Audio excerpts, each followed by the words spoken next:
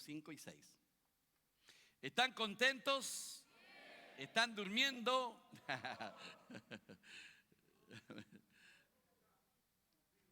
Estamos vivos, amén.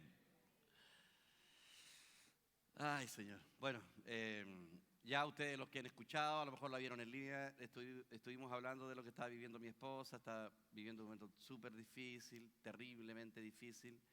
No significa que el tratamiento esté saliendo mal, pero es demasiado doloroso, angustioso. Ella decía en la mañana que nunca jamás volvería a repetir este proceso. Se entrega en las manos del Señor, pero hacer esto para prolongar un poco la vida, el sufrimiento es demasiado grande. Así que los hermanos oraron, se pusieron hacia la cámara, estuvimos en la mañana orando por ella, pero realmente es muy angustioso verla. Y uno ni siquiera puede imaginar lo que está viviendo. Bueno, Filipenses capítulo 1, versículos 5 y 6. Oremos. Señor, te agradecemos por este día. Gracias por estar juntos, reunidos como iglesia. Gracias por los hermanos que han podido llegar. Gracias porque estás con nosotros siempre, nunca te vas. Gracias por tus misericordias, Señor, porque son nuevas cada día y te vas revelando a nuestro corazón. Gracias en el nombre del Señor Jesús. Amén y amén. Te amamos, Señor Jesús. Amén. Me hablaba alguien en la mañana que estábamos cantando una canción donde hablaba de sentir el amor de Dios, algo así, no me acuerdo cómo era la canción. Y entonces me decía ella, yo a veces no siento el amor de Dios. Y le dije, claro, porque los sentimientos son variables, uno no puede confiar en los sentimientos. Cuando alguien dice, yo creo en Dios porque lo siento, que hay gente que no lo siente. Y la mayor parte del tiempo no lo sentimos, o sea, sabemos, tenemos una convicción clara. Recuerdo que estábamos acá en un tiempo de oración y estábamos como que bajoneados, así como que cuando llega la tarde, como a las 5 o 6 de la tarde, todos los hermanos su trabajo, todo el día escuchar garabatos, las preocupaciones del trabajo, la presencia de Dios no se notaba para nada. Y estábamos ahí pensando, meditando mientras se prendía el lugar. Ahora como que estamos más experimentados, prendemos más rápido el lugar que está. Entonces estábamos ahí y yo en mi corazón recibí algo muy fuerte, así en un instante. Detrás de las nubes siempre está el sol, aunque no se ve, pero está ahí. Él no ha cambiado, Él no se ha movido. Solamente que las nubes como que lo cubren. Y a veces nuestras emociones, nuestros sentimientos cubren el amor de Dios y no lo sentimos. Entonces la palabra correcta es, sabemos que Dios nos ama. Sé que Dios me ama. Tengo testimonio de que Dios me ama. Lo sé porque su palabra lo dice. Entonces yo lo creo porque hoy día puedo sentir y mañana no siento. Pero sienta o no sienta, Él nos ama. Y Él está con nosotros. ¿Amén? ¿Lo creemos? Bien. Bueno, Filipenses capítulo 1, versículos 5 y 6 dice lo siguiente. Por vuestra comunión en el Evangelio, desde el primer día hasta ahora, estando persuadido de esto, que el que comenzó en vosotros la buena obra, la perfeccionará hasta el día de Jesucristo. Si nosotros enfocamos bien en la palabra de lo que dice ahí, nos vamos a dar cuenta de tres cosas, que habla de tres tiempos. Mire, por vuestra comunión desde el primer día, habló de un día, hasta ahora, habló del día presente. Desde el primer día es pasado, hasta ahora es el día presente, y después dice, estando persuadido de esto, que el que comenzó en vosotros la buena obra, la perfeccionará hasta el día de Jesucristo, es el día final. Habló de 3 días ahí, y vamos a hablar de estos 3 días. Quiero mencionarles algo que le va a parecer una herejía, y si quiere usted se lleva una impresión de mí equivocada, no me importa. Ya se los dejo claro. Pero puede llevarse una impresión equivocada porque el evangelio que le han predicado no es un evangelio correcto, según la Escritura, no según mi opinión, según grandes hombres de Dios que han estudiado las Escrituras y que son muy honestos y han descubierto algo. Y yo se lo voy a decir y usted si quiere se va pelándome, no me importa, le insisto. No me malinterprete, por favor, con lo que voy a decir. Si usted viene hoy día acá y tiene un encuentro con el Señor y usted se convierte de todo corazón, pero usted decide no volver nunca más a la iglesia y ora en su casa y lee la Biblia, el día que el Señor venga, usted se va a ir igual con Dios. Porque usted recibió al Señor en su corazón. Lo recibió de verdad. Una vez que Él entra, ya no puede salir. O sea, si usted recibe a Cristo en su corazón, Él ya no puede salir. Yo sé que en este momento, si yo fuera famoso y estuviera predicando a mucha gente, en el YouTube o donde quiera que aparezca, me estarían tratando de hereje y todo eso. Y estaría, ir ahí, te va a ir al infierno, me dirían. Falso profeta, me dirían de todo. Pero la verdad es que usted es salvo por engendramiento. O sea, Dios lo engendra y usted pasa a ser hijo porque Dios lo engendró. Metió su vida dentro. Una vez que Él entró, Él no puede salir. Quedó atrapado dentro de nosotros.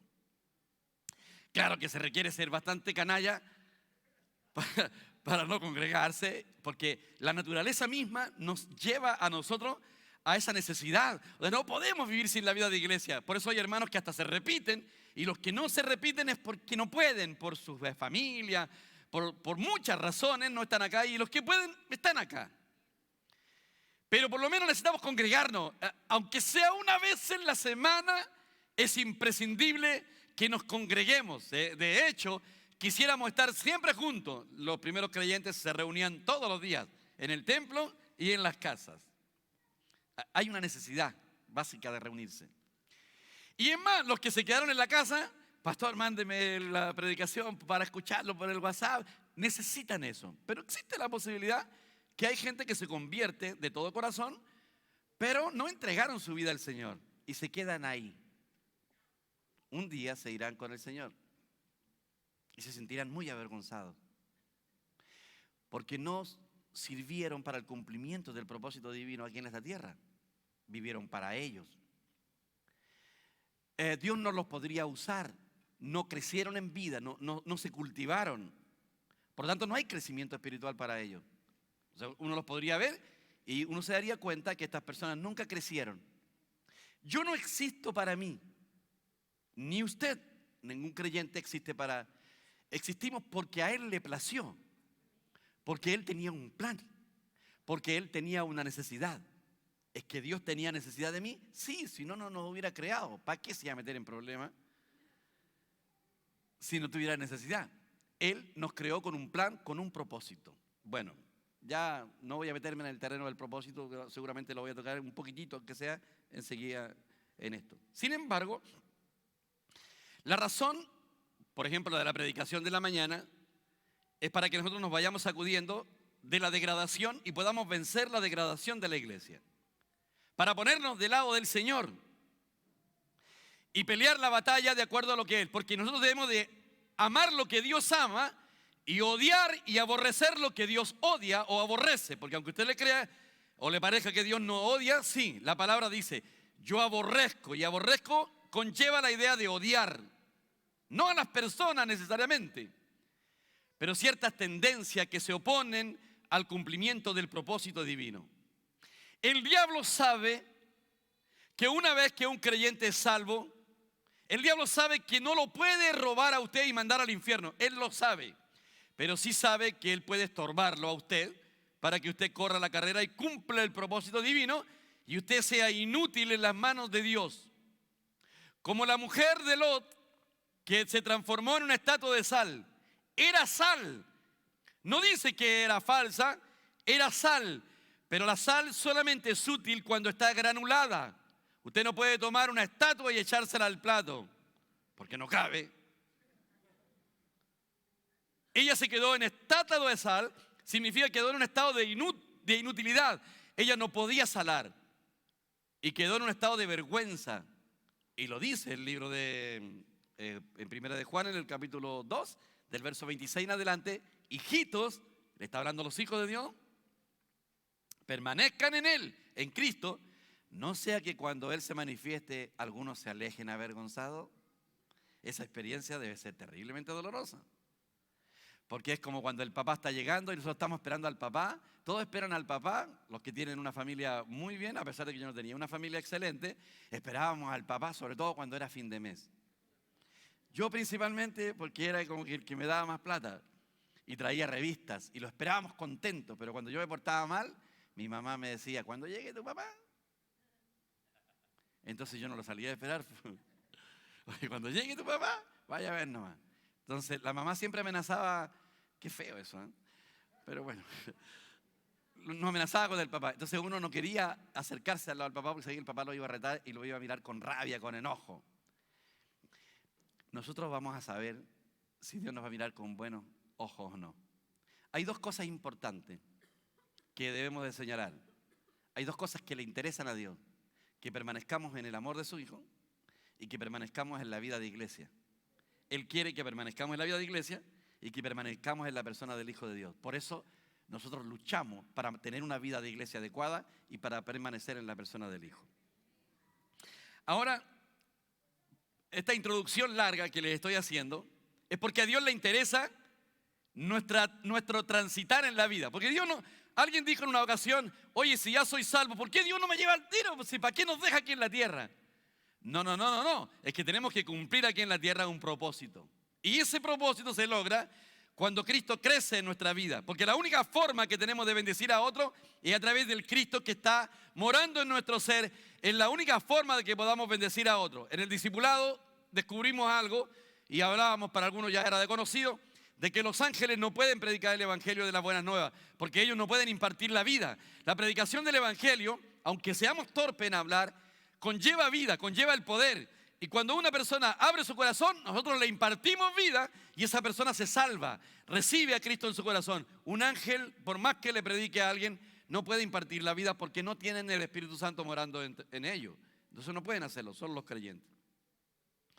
Vamos a ir al primer día que hablamos primero. Desde el primer día, es el día de nuestra conversión. Este es más importante que el cumpleaños. De hecho, no debieran ni celebrar su cumpleaños, hermano. Yo no celebro mi cumpleaños ya, pero no importa, usted no me invite. Pero yo no lo celebro porque perdí el interés así. Desde que me convertí al Señor fui perdiendo el interés. Ay, tú, Andrea, me preguntabas, pero pastor, ¿para usted no significa nada el día de su cumpleaños? No significa nada, pero no siente nada, me decía la Andrea. Nada, pero nada es nada, pues, hermano. O sea, llega mi día de cumpleaños, hasta se me olvida. Si no fuera porque los cobuchentos de los hermanos que me escriben feliz cumpleaños, pastor, ni me acordaría de mi cumpleaños. No me acuerdo de mi cumpleaños. ¿Para qué estamos? Y no significa nada. Cuando yo era chico, sí despertaba en la mañana, me sentía especial. Hay algunos hermanos que ya tienen como 70 años y todavía ese día de su cumpleaños es tan especial. Y quiere que todos vengan a hacer. Bueno, pero sí me importa el día de mi conversión. No lo puedo olvidar. Para mí el día de mi conversión es el día más importante de la vida. Es cuando nací a la vida, cuando nací de nuevo. Ese día tuvo un antes y un después. Y les tengo una excelente noticia a ustedes. Dice, varones hermanos y padres, oíd, el Dios de la gloria apareció a nuestro padre Abraham estando en Mesopotamia, antes de que morase en Harán.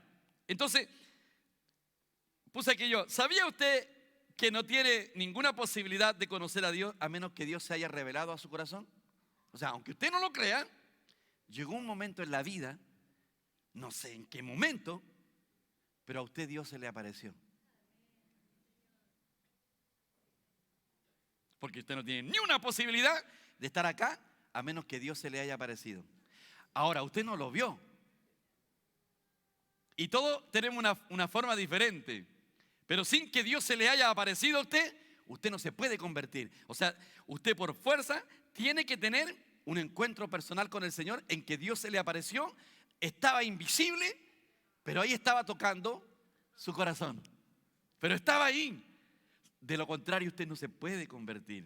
Todos nosotros hemos conocido al Señor, hemos tenido un encuentro con el Dios de gloria. Ese día, cuando Él se reveló a nuestra vida y llegamos a convertirnos. Dios nos empezó a preparar. Ahora, a mí se me ocurre que a mí se me ocurrió ser salvo, pero no fue así. Él fue el que se nos apareció. Hermano, es como demasiado, pero maravilloso. Porque que Él se nos haya aparecido, aun cuando para el mundo no éramos nada, para nadie éramos importantes, Dios se nos apareció porque si no, usted no tiene ninguna posibilidad de conocerlo. Y se lo voy a demostrar. Mire, el Señor se podría pasear por aquí. Y de hecho está paseándose. Porque Él lo prometió. Dijo, donde 2 o 3 se reúnen en el nombre de nuestra denominación.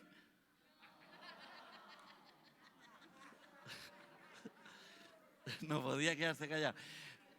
No, no. Perdón, me equivoqué. Donde 2 o 3 se reúnen en mi nombre, ¿en el nombre de quién estamos acá? En el nombre de nuestro Señor Jesucristo. Amén. Bueno, esta es una mala costumbre que yo tengo ya.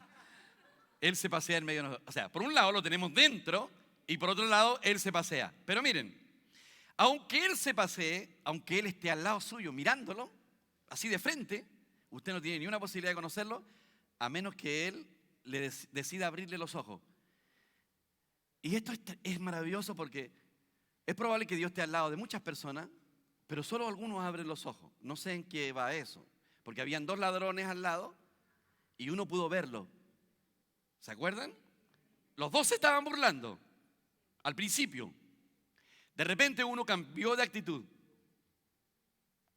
y retó al otro y le dijo, ¿ni aún temes tú a Dios estando en la misma condición de Él? ¿Cómo recibió esa revelación? ¿En qué seminario? Fue una revelación espiritual. Le dijo, ¿ni aún temes tú a Dios estando en la misma condición de Él? O sea, en el fondo dijo que Jesucristo era Dios. ¿Cómo recibió esa revelación? No lo sabemos, pero el Espíritu Santo se lo reveló. Y luego miró al Señor y le dijo, Señor, acuérdate de mí cuando vengas en tu reino. ¿Cómo sabía que Él tenía un reino? Y que había vida después de la muerte. Si era un ladrón, los católicos le llaman el ladrón bueno.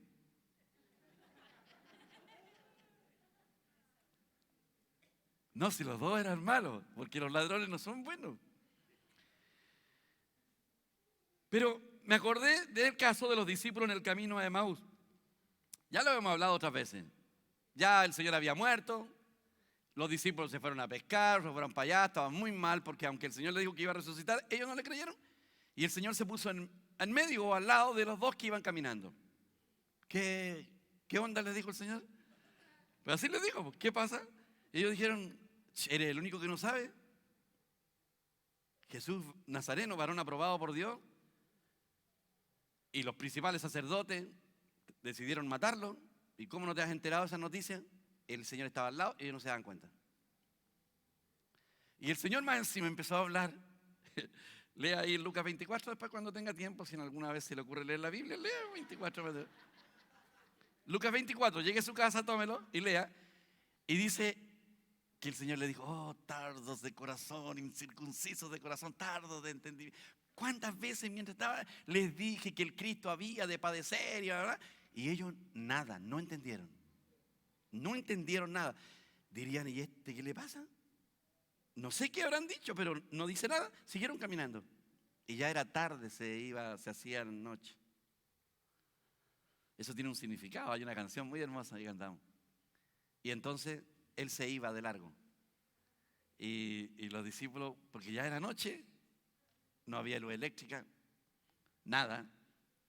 Y le dijeron, oye, quédate con nosotros porque ya se hace tarde, te va a pillar la noche y ¿dónde vas a dormir? Y entonces Él se hizo como que se iba. Y ahí los discípulos le dijeron, quédate con nosotros. Y Él aceptó la invitación. Se sentaron a la mesa todos juntos, se miraban a la cara, pero no lo podían ver. Trajeron el pan, el Señor lo partió, y cuando Él partió el pan, los ojos de ellos fueron abiertos y se dieron cuenta que era el Hijo de Dios, su Maestro. Y en ese instante el Señor Jesús se hizo invisible. No se fue, se hizo invisible. Y hoy está invisible aquí, pero está aquí. Aleluya. No lo podemos ver con nuestros ojos, pero sabemos que está acá. Hermanos, nunca pudieron ver al Señor a menos que Dios se les revelara. Y llegó un momento en la vida, algunos con una experiencia más grande, otros no, pero todos nosotros recibimos esa revelación, tuvimos ese encuentro con el Dios de gloria, porque de lo contrario no podríamos estar acá. Acuérdense de María Magdalena, que lloraba María Magdalena, estaba en la tumba. Y el Señor le dijo, ¿por qué estás llorando? No, dijo, es que mi Señor, no sé dónde lo pusieron, se lo llevaron, se lo robaron. Y estaban conversando los dos y no se daba cuenta ella. ¿Por qué? Porque se requiere una revelación. ¿De quién? Que el Dios de gloria se le aparezca a usted.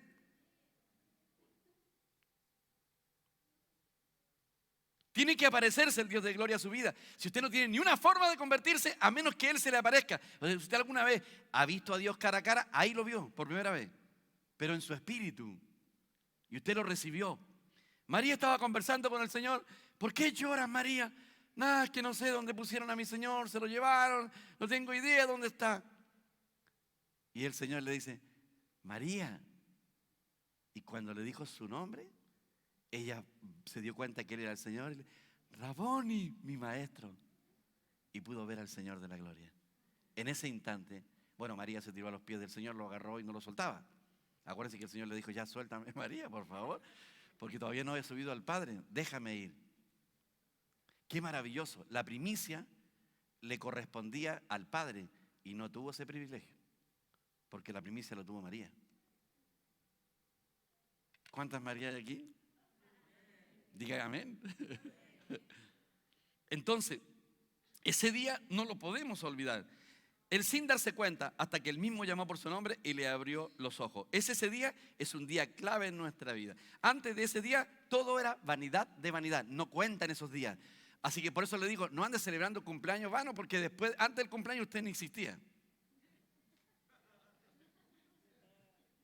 Usted respiraba nomás, como respiran los moluscos. Usted no era nada antes de que el Señor viniera. Por eso, ¿cuándo cuenta el día suyo? Porque antes todo era vanidad, todos vivíamos como queríamos, hacíamos lo que se nos ocurría. Entonces, los 3 días claves son el día en que nosotros nacimos de nuevo. Ese es el día más importante de nuestra vida. De ahí parte nuestra vida. Antes era vanidad de vanidades. Amén. Gracias, Señor, por eso. Todos los creyentes estábamos metidos en la ciudad del pecado, de la idolatría y de los placeres. Así vivíamos. Vivíamos para pasarlo bien. Buscábamos, esperábamos todos los años el 18. Ya pasaba el 18, estábamos pensando en la fiesta de fin de año, Navidad y Año Nuevo. El otro día estuvimos en el banco, y en el banco, no me acuerdo si en el banco fue, tiene que haber sido, y estábamos ahí en la fila, y le dijo, usted tiene, no, estábamos en Almacenes París. Y entonces la cajera le dijo, usted tiene un crédito preaprobado en el servicio al cliente por 17 millones de pesos. Y él le dijo, ¿le interesa? En este momento no, dijo. ¿Y para cuánto le interesa? Para Navidad, le dijo. Chuta, que le salen caros los regalos, le dijo la cajera, nos pusimos a reír. Pero ya estaban pensando en las fiestas de fin de año. Y después de las fiestas de fin de año están empezando las vacaciones. Para disfrutar las vacaciones y pasarlo bien. Después de las vacaciones, Semana Santa, hermanos, aleluya. ¿Cierto? Y después vienen otras y así entre medio. Y cuando llega la fiesta del 18, es una semana completa, la semana de las cuecas, de las empanadas, ¿cierto? ¿Por qué? Porque el hombre perdió el disfrute. Perdió el disfrute de la vida. Entonces ellos necesitan esa fiesta. Nosotros tenemos disfrute todos los días, toda la semana, aleluya, son verdaderas fiestas. Hemos recuperado el disfrute de la vida. ¿Por qué? Porque volver a la vida es haber conocido al Señor Jesús. De ahí todo, hermano, se volvió una vida completamente diferente. No significa que no tendremos aflicción, ni problemas, ni dificultades. No importa, pero mientras más aflicciones tenemos, más podemos experimentar al Señor. La vida de iglesia es una fiesta para nosotros. No vamos... estamos pero fascinados, llegamos, salimos contentos, los hermanos no se quieren ir, porque ese día fue el día más importante. El segundo día más importante de nuestra vida es el día actual, el día presente. ¿Por qué es importante el día? Porque abarca toda la vida. Él obra en nosotros de 2 maneras. O tiene más, pero de 2 maneras en nosotros. Primero nos enseña a confiar en Él con relación a nuestra subsistencia. ¿Qué es lo primero que llegan los creyentes cuando están nuevos? Ay, pastor, tengo tantas deudas, ¿cierto? O tengo necesidades. Entonces el Señor no se sienta mal, está bien. Al principio no hay problema. Todos somos iguales. Queremos aprender que Dios puede proveernos. Sobre todo los hermanos que están viviendo. Hay una hermana acá, no está aquí en este momento, creo que no está aquí, que vino de Venezuela, y lo voy a decir porque me puso en jaque mate, no sé qué hacer. La hermana se vino de Venezuela, está esperando guagüita y tiene una niñita como 4 a 5 años. Hermanita, y usted no tenía a nadie, porque todos los que se vienen de otro país, por lo menos tienen un contacto. Ella no tiene a nadie. Hermana, ¿qué va a hacer usted? ¿Dónde la vamos a poner? Ella me dijo, no sé, pero yo creo que Dios me va a abrir una puerta. Y yo digo, pero entiéndame una cosa. Cuando alguien llega del extranjero, por lo menos tiene un hermano, una hermana, un cuñado, alguien donde puede llegar la persona. A lo menos usted no debiera haber venido con una guagua aquí en el vientre. Porque ¿qué va a pasar cuando usted caiga al hospital y después salga de ahí? No va a poder trabajar por su subsistencia. Ahora, ¿a qué hermano yo le puedo decir, hermano, me la puede llevar por algunos meses? O sea, le estáis lanzando por si existen todavía los milagros. ¿Quién lo va a hacer? No sé, dijo, pero Dios me abrirá alguna puerta. Me pidió el teléfono, así que seguramente me va a estar mandando WhatsApp. Pero yo digo, ¿qué hacemos? ¿Dónde la ponemos a la hermana? Y usted cuando se vino de Venezuela nunca pensó que no tenía ni un contacto, que venía esperando una guagua, que iba a tener que ir a la maternidad, que iba a estar ahí posparto, que tiene que cuidar su guagua, que él la va a alimentar. Porque cuando alguien llega de Venezuela o de cualquier otro país, siempre tienen a alguien acá. Y yo realmente me sentía, me ponía en el lugar de ella y es una situación desesperante. Y ella me decía, no, pero con fe, confiada y todo. Y claro, me decía, como usted me la plantea, bueno, tiene razón, me dijo, usted me la pone difícil porque usted está viendo la realidad. Sí, le dije, antes de dar un paso uno debe ver la realidad.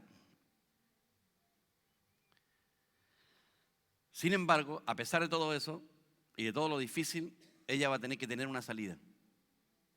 Y ahí cuando empezamos a conocer a Dios. O sea, lo primero las primeras cuestiones es aprender a conocer a Dios. Cuando las puertas se cierran, se pone tan difícil. Una vez un hermano estaba en una situación desesperada, pero desesperada, que angustiante. Yo no tenía ya qué palabra darle, estaba en una situación desesperada. E incluso el matrimonio se iba a separar. O sea, no separar en el sentido de que no iban a estar más casados, sino que uno tenía que irse de la mamá y el otro del papá porque no tenían dónde vivir. Se había encalillado, había hecho cosas mal, hizo compras que no debiera haber comprado. O sea, no había por dónde, no había una forma, a menos que el tipo fuera y se jugara un quino, Dios mío. Pero eso no es muy espiritual. Estaba en una situación desesperada. Tan mal estaba él. Y me llamaba por teléfono y yo le ministraba ahí. Que bueno, Dios tenía que abrir una puerta, aparte de exhortarlo, bien exhortado por su responsabilidad de hacer deuda y cosas así. Y ya cuando estaba a punto de que vaya a la separación, se le abre una puerta de trabajo. En el momento exacto, hermano. Porque Dios nunca llega antes, pero tampoco llega después. A ver, o sea, Él aparece. Él aparece. ¿Cómo? No lo sé, pero Él aparece. Aunque sean nuestros errores, Él no nos deja botados. Tiene que tener una salida. Y se le abre la puerta de trabajo. Y cuando todo iba marchando bien, le dije, ¿te das cuenta?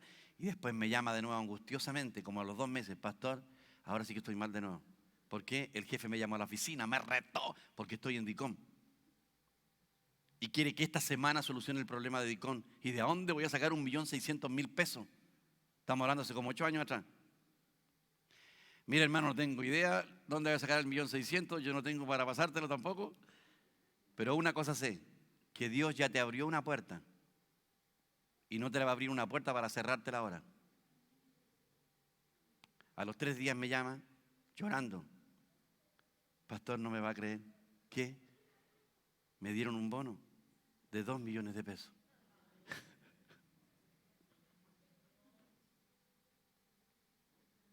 Pagó la deuda, pagó el diezmo, que conste.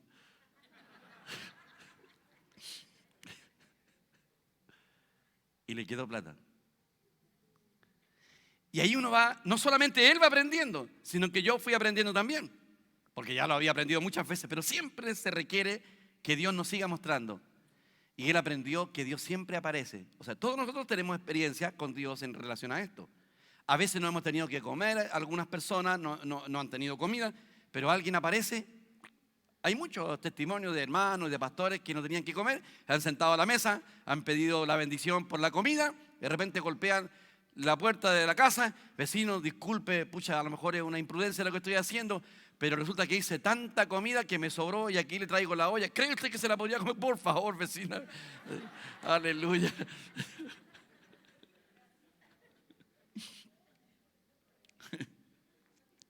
Y entonces empezamos a mirar nosotros a Dios y a conocerlo a través de estas experiencias.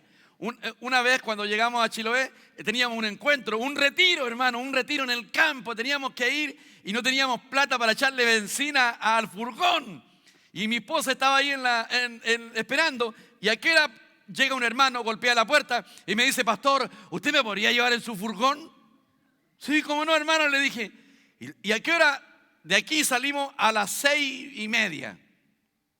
Y mi esposa me dice: ¿para qué le dijiste eso al hermano? ¿Por qué no le dijiste la verdad, que no tenéis cómo echarle benzina al furgón? ¿Cómo se van a ir? Y yo le dije: no sé, pero el Señor tendrá que proveer. Y cuando faltaban 5 minutos para que se cumpliera la hora, siento unos pasitos. Yo estaba ahí atento. Y me golpea a la puerta una hermana del campo. Mi hermana Bernarda aún vive. Su marido murió hace ya como 30 años. Pastor, aquí nomás, me dijo. Una hermana que jamás lo había visto diezmar. Pastor, aquí nomás, es que mi hijo que se fue a trabajar a Puerto Montt me mandó una cantidad de plata, me dijo, y yo lo primero que sentí que tenía que traer el diezmo. Pastor, aquí está el diezmo, de pasadita nomás. Vaya, hermanita, con Dios, tranquilita nomás, le dije yo. Venga. Nadia, tenemos la plata para la locomoción. Esa experiencia se repitió una y otra vez en diferentes áreas de la vida. Porque lo primero que Dios nos enseña, aunque sea muy carnal y humano lo que estoy diciendo, no es carnal y humano. Jacob, lo primero que aprendió en los primeros 20 años, Dios le estuvo mostrando que Dios lo iba a suplir, que Dios le iba a proveer. Y eso es lo primero que tenemos que aprender. Y lo aprendemos a través de la experiencia. A través de la experiencia lo vamos aprendiendo. Entonces viene el Señor y nos va enseñando. Eso es lo primero que tenemos que aprender. A confiar en Dios en todas las áreas. Principalmente en lo que tiene relación con nuestra subsistencia. Eso es muy importante que lo entendamos. No creo que alguno llegue al Señor cuando todo anda bien. Son muy pocos los que llegan bien. Sin embargo, Dios quiere que entendamos que el aspecto material que tiene relación con nuestra comida, nuestro vestido, educación y vivienda, entre otros, es parte de la preocupación de Dios y quiere que aprendamos a vivir confiados en Él. Tenemos que aprender. Así que, hermanos, si usted lleva 20 años convertido y todavía no pasa esa lección, empiece a reclamarle al Señor: quiero aprender que tú provees. Una vez le estaba pidiendo dinero al Señor, le dije: Señor, y estaba desesperado. Y yo en mi espíritu yo sentí que el Señor me dijo: a ver, párate un poco. ¿Alguna vez te he fallado? Y yo tuve que reconocer que no. Bueno, esta vez tampoco. Pero yo te tengo otra pregunta. Es una conversación en mi espíritu. ¿Quieres ir realmente? Y yo empecé a pensar que tenía bastante duda. Y después dije: sí, Señor, quiero ir. Entonces ya tienes el dinero. Siempre fue así. Esta lección la aprendía no solamente yo, sino que también la aprendió mi esposa. Ella también tenía su experiencia en esto, que era muy interesante. Entonces todos los creyentes tenemos que aprender que Dios siempre va a proveer, que Dios no llega adelantado, pero nunca llega tarde. Él siempre aparece en el tiempo indicado. Gracias, Señor, por eso. Yo creo que una de las cuestiones que más nos preocupan es la plata. ¿Están de acuerdo conmigo? De hecho, mi hija me decía: papá, cada vez que te hablamos de plata te rascáis la cabeza. Hasta que me di cuenta que era verdad. Gracias a Dios ya no me rasco la cabeza. Aprendí que el Señor provee. Amén. Porque viví momentos muy angustiosos, pero demasiado angustiosos. Ahora, no les voy a contar todo el testimonio, pero una vez estaba aquí llorando angustiosamente. Porque cuando yo llegué a este lugar había que pagar 500.000 pesos mensuales por el dividendo de la casa pastoral, algo que no es nuestro. Me faltaban 6 años porque el pastor anterior pagó 6 años. No superábamos las 60 personas, entre ellos la mayoría eran ancianos, entre ellos se cuentan los estudiantes. Ahí mismo sentado donde está la Marcela, y pagábamos 830.000 pesos trimestrales, o sea, había que tener solamente de entrada económica aquí, mensualmente, entre el dividendo y el impuesto que se pagaba por este edificio, más de 800.000 pesos mensuales. Mensuales. Sin contar la luz, el agua, el teléfono, el internet, y sin contar que a nosotros se nos ocurría comer. Y el Juanca tenía que entrar a la universidad. Y yo ahí empezaba la reunión, todos cantando alabanza al Señor. Mirábamos para atrás y nos llegaban los hermanos. Y yo miraba la cara de los hermanos y decía, ¿este hermano por dónde? Que va a tener plata. Y veía... Y hoy día por lo menos debo reunir una ofrenda, entre ofrenda y diezmo, de 400.000 pesos. Yo lo veía como imposible, yo me angustiaba, hermano, pero de verdad le digo con todo el corazón, porque uno no la aprende la lección, angustiado ahí, sentado. Ay, Dios mío. Y llegaba, recogían la ofrenda, terminaban y yo partía corriendo a la caja. Siempre estaba el dinero, siempre. Una vez mi esposa cayó al hospital. Teníamos que pagar una operación. Cuando le vino la primera vez el cáncer, había que pagar, había que gastar dinero. Y también teníamos serio problema. Necesitábamos como 600.000 pesos. En ese tiempo, estoy hablando de 14 años atrás. De repente, ya se iban todos los hermanos. Y ya un hermano que ya no viene acá ya. Pastor, necesito conversar con usted. Sí, sí, hermanito. En la oficina, porque trae una bolsa así, puros billetes de a Luca, 650.000 pesos. Y ahí uno decía, Señor, esto ya no tiene lógica. No tiene lógica. Después se puso más complicada la cosa, se empezaron a ir los hermanos que eran de billete. No porque hayan estado desconformes conmigo, sino por cosas que no viene al caso mencionar acá. Y también por lo que yo predicaba, pero más que nada por influencia. Se empezaron a ir los hermanos, empezaron a llegar otros que no tenían tanta plata.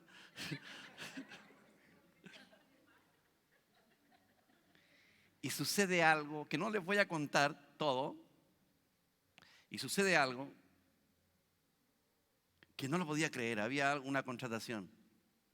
Y estaba angustiado, lloré mucho, angustiado, pero ¿sabes lo que es una angustia? Saber que no le puedes proveer a tu hijo, ni pagarle el estudio que iba a comenzar. Era muy angustiante para mí. Y el Señor me dijo, anda al banco y revisa tu cuenta. Es que eso no tenía lógica, porque para que yo recibiera ese dinero faltaba un año.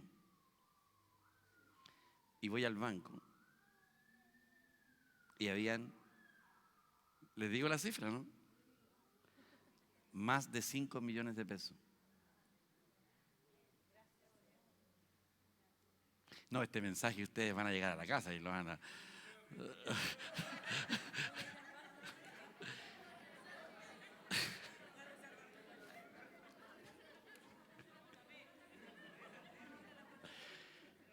¿Tienen cuenta de ahorro, cuenta de RUT, todas esas cosas? ¿Sí?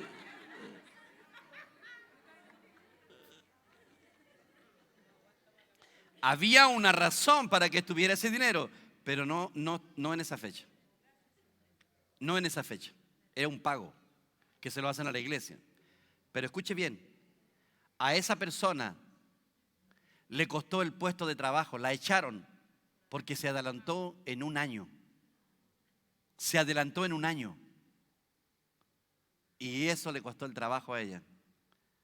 Seguramente Dios después la bendijo con otro trabajo a ella, pero por el error de ella, nosotros recibimos esos 5 millones de pesos adelantados. Y voy al banco y me pongo a llorar. No por el dinero en sí, sino que el saber que el Señor nunca te falla, que Él siempre está allí, que Él siempre va a estar, nunca va a fallar. Y aunque parezca muy carnal, que no tiene relación con la economía de Dios, tiene que ver, porque un hijo de Dios tiene que aprender a confiar a qué padre le sirve. De repente nosotros pedimos plata por la tontera, nomás, por lo mejor pedimos cosas que no corresponden, no tienen que ver con la necesidad, sino con nuestra ambición personal. ¿Me explico? Entonces tal vez esas cosas, Señor, te estoy pidiendo vacaciones para allá, para, tú sabes, por allá donde está Punta Cana, ¿cómo? Entonces el Señor dice, no, mejor te mando a Cartagena, sale más económico.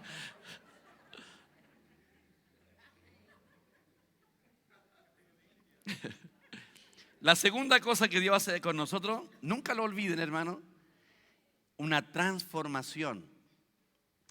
Le voy a explicar por qué es importante la transformación y quiero que entiendan bien el concepto, porque de este concepto que voy a mencionar ahora se han cometido muchos errores aquí en Chacabuco y hay mucha gente que se da el lujo de vivir una vida como quiere porque mal entiende lo que vamos a decir ahora. Cuando una persona puede cambiar, no necesita morir. Por ejemplo, si la pena de muerte que existe en algunos países, ¿por qué existe la pena de muerte? Simplemente porque ellos consideran que esa persona no tiene forma de regenerarse y que es un peligro para la sociedad y deciden matarlo. Ya. Aquí en Chile le ponen cadena perpetua. ¿Ya? Es como los dos significados. Aquí en Chile se dan cuenta que el tipo no tiene forma de cambiar, le dan cadena perpetua irrevocable. O sea, el tipo va a morirse en la cárcel, no puede andar suelto. Bueno, nosotros somos ese tipo de personas, no tenemos remedio. O sea, Dios sabe que no nos puede cambiar, no hay forma.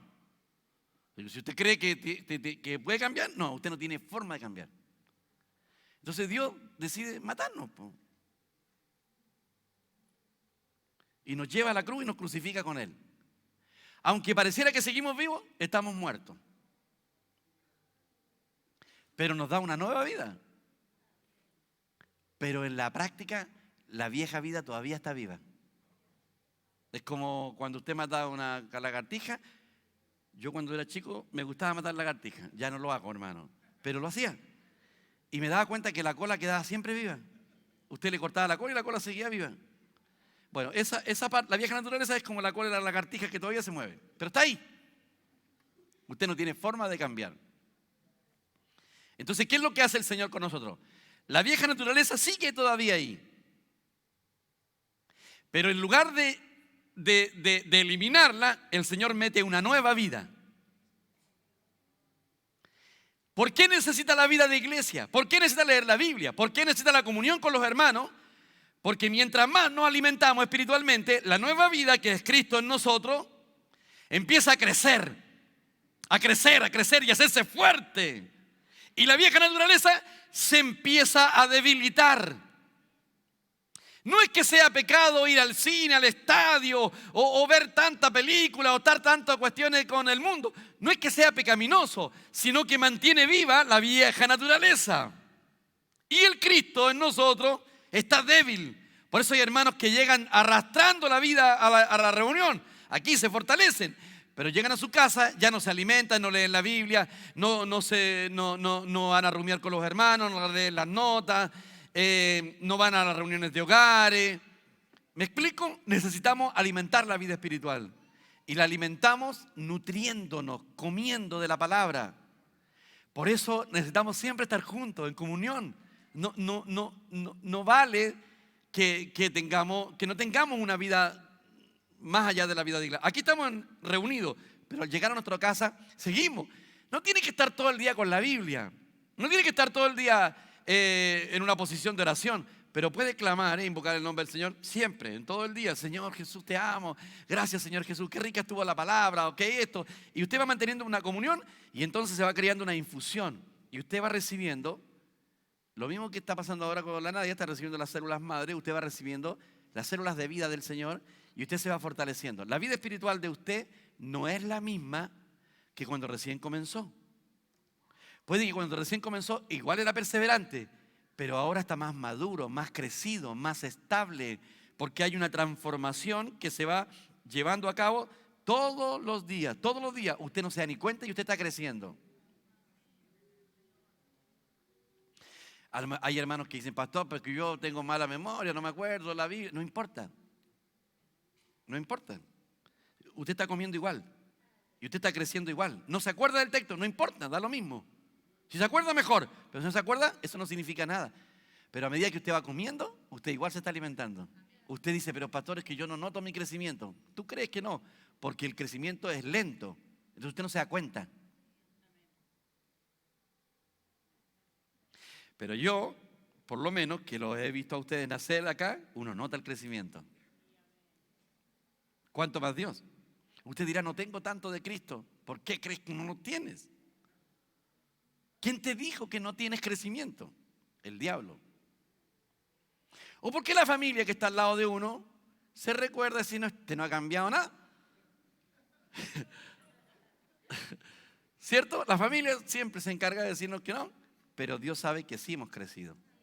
Entonces en el día presente todos vamos creciendo. En el capítulo 17 del verso 1 de Génesis dice a Abraham que sea perfecto y camine delante de él. Pues Abraham no estaba siendo recto. En el verso 11 el Señor le dice, circuncidaréis pues la carne de vuestro prepucio y será por señal del pacto entre mí y vosotros. O sea, lo que quiere decir ahí, yo no acepto nada que sea engendrado por un hombre.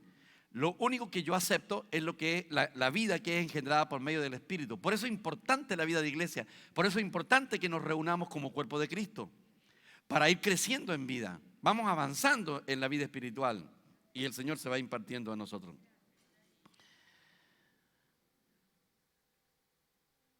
Necesitamos toda la vida para experimentar eso. Pero debemos estar con los oídos abiertos. Y por último, hermano, había más, pero ya no lo podemos echar todo al tiro. El último día, cuando el Señor venga por nosotros. Ese día sí es real, ya sea que nos morimos o que el Señor viene por nosotros en su rapto. O el primer día es único, aunque tenemos muchos encuentros más con el Señor, el último día. Todos nosotros tenemos un último día. Ya sea porque el Señor viene por todos nosotros o cuando viene individualmente por nosotros. Este día viene sin aviso. Nadie sabe cuánto va a vivir. Nadie sabe. Pues terrible conversar con una hermanita que está presente aquí, decirme que su nieto tiene, una hermana también me llamó por teléfono y me dijo, pastor, mi mamá le encontraron un cáncer terminal. Ayer, lo siento hermanita, le dije, de verdad que lo siento. Cosas que uno no espera. Y a veces la persona ni siquiera está enterada de lo que tiene. No lo sabe y ya tiene sus días contados. Confiamos en el Señor, todo lo que se quiera, pero de repente la muerte llega sin aviso. Aquí había un hermano que venía cada cierto tiempo, por años. Y yo le dije, ¿por qué no eres más perseverante? No, es que mi papá era así. Pero tu papá era así, ¿por qué tienes tú que ser así? De repente me llaman por teléfono, pastor, ¿se acuerda de mi esposo? Se llamaba tanto, ¿sí? Murió a la salida, a la entrada. Iba a entrar al hipódromo. No estoy diciendo que él murió porque iba al hipódromo. Se iba a bajar del auto, estaba lloviendo, lo arrastró un taxi, lo arrolló y lo mató. No hubo ni una posibilidad de vida, ni siquiera quedó agonizando. Él no sabía que era su último día. Ese día viene sin aviso. Ese día es clave, puesto que está ilustrado en muchas maneras en la Biblia. De ello se refiere cuando aquel hombre que había vivido para adquirir bienes y cuando pensó empezar a disfrutarlo, Dios vino por su alma. Es como alguien dice, ya voy a tener tiempo para Dios. Por ahora tengo que trabajar o vivir en esto. Ya va a llegar el tiempo para Dios. Pero la verdad es que ese día viene sin aviso. Tal como el que dijo, ya ha juntado mucha riqueza, tengo muchos graneros con mucha riqueza. Y el Señor le dijo, necio, hoy vienen a pedir tu alma y todo lo que has provisto, ¿para quién será? No sé si me puedo explicar bien, pero ¿para qué existimos? ¿Para qué vivimos? Desde el día de mi conversión, la verdad, con todo el corazón se los digo, y Dios es testigo seguramente de eso, y si no es así, ustedes lo sabrán, que yo decidí vivir mi vida para Él. Todas mis metas están centradas en Él. Y no soy el único, porque aquí hay varios de ustedes que lo único que me han dicho, pastor, mi vida, y se nota. O sea, no significa que no trabajemos. Yo trabajaba igual, en un trabajo secular, trabajaba, pero mi meta no era el trabajo. Mi meta es que vamos a hacer esto, vamos a ir a ganar almas, vamos a visitar. Estábamos en la reunión pensando en los hermanos nuevos que vienen por primera vez, vamos a visitarlos. Y les pedíamos la dirección, porque en ese tiempo no había teléfono, era muy escaso el que tenía teléfono, el celular era carísimo. Le pedíamos la dirección, orábamos por esas personas, la íbamos a visitar. Nuestra meta era vivir para Él, no vivíamos para nosotros mismos, aunque obviamente también teníamos necesidades materiales, orábamos por ellas, pero nuestra meta era el Señor. Hasta que un día nos decidimos con mi esposa y salimos al ministerio cuando ella tenía 23 años y nos fuimos al sur de Chile, a Chiloé, y donde estuvimos 20 años y de ahí regresamos acá. Y hasta el día de hoy nuestra existencia es así. La Naya dice, yo quiero la vida, porque una hermana le dijo, una señora le dijo, para que si Dios le va a dar vida para que usted haga todo lo que no ha hecho. No, le dijo mi esposa, yo quiero seguir haciendo lo que estoy haciendo. Porque la gente del mundo dice, haz lo que nunca hiciste. Sal de vacaciones, disfruta la vida, te negaste tanto, haz todo lo que quieras. No, si nosotros no vivimos para eso. Vivimos para el Señor. Esa es la razón de nuestra existencia. Prepara a tus hijos. Le decía a alguien, a una hermana ayer, parece que fue antes de ayer, o el día del discipulado, preocúpate de impartirle a tus hijos de tal forma la vida que tu hijo nunca se pueda apartar de Dios. Impártele, es un trabajo. Hay gente que dice, es que yo no puedo hacer grandes cosas. No, si gran cosa ya es que tú le enseñes a tu hijo a amar y a disfrutar al Señor. Eso es lo que tenemos que hacer. Ese día es clave. Tenemos el caso de dos que estaban en el campo, los dos eran cristianos, uno fue tomado y el otro dejado. No significa que el hombre perdió su salvación, pero no fue arrebatado en el momento que debiera haber sido arrebatado, antes de la gran tribulación. ¿Por qué? Porque uno vivía para sí y otro vivía para el Señor. Este día, la condición de cada cual determina nuestra forma de terminar con el último día clave. O sea, yo no puedo vivir como el rico y querer morir como Lázaro. Si vivo como Lázaro, voy a morir como Lázaro. No puedo vivir como el rico y decir que el último día voy a morir como Lázaro. La forma, el día final. ¿De qué forma quería morir Pablo? Porque yo una vez le hice la pregunta a los hermanos y le dije, hermano, ¿cómo le gustaría pasar los últimos días de su vida? Yo, pastor, ya lo tengo claro, me dijo. Ya me compré un campito, dijo. Ya los cabros los estudiaron, ya se fueron todos. Y me voy a ir con mi esposa, con mi vieja, dijo, al campo a vivir. Qué pena, pues, hermano, le dije. Y todos tenían un plan. Pablo dijo claramente cómo quería ser él cuando el Señor lo pillara. Ser hallado en Cristo. ¿Cuál es nuestra meta? Ser hallado en Cristo. O sea que cuando el Señor venga, Él me pille en Él, viviéndolo a Él. Ya sea que sea lo que esté haciendo, que sea viviéndolo a Él. Esa debe ser siempre nuestra meta y nuestro máximo anhelo. Termino diciendo que la forma en cómo vivimos cada día determina nuestra sabiduría.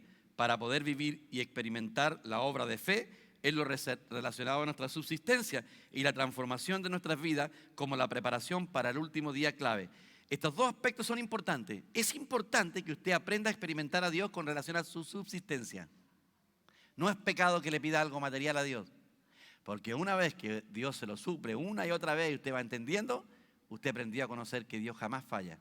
Eso lo va a llevar a entregarse cada día más.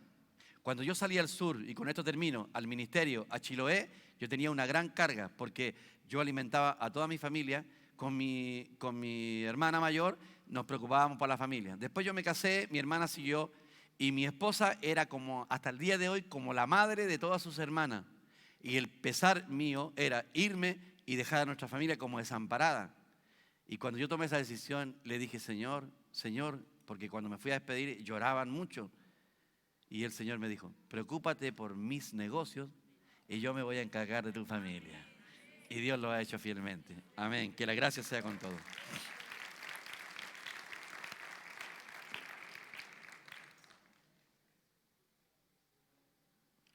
Vamos a compartir el pan y la copa.